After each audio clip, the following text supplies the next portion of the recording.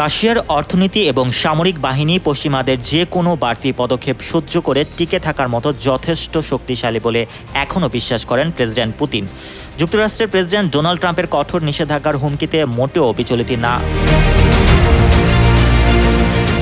রাশিয়ার president Vladimir Putin, বরং ইউক্রেনেই যুদ্ধ চালিয়ে যেতে চান যতক্ষণ পর্যন্ত না পশ্চিমারা তার শান্তির শর্তগুলো নিয়ে তৎপর হয়।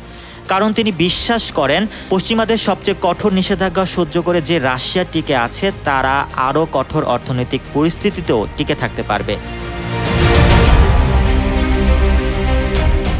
এমনকি ট্রাম্প রুশ তেলের ক্রেতাদের উপর শুল্ক চাপানোর যে হুমকি দিয়েছেন তাও রাশিয়া উতরে যেতে পারবে।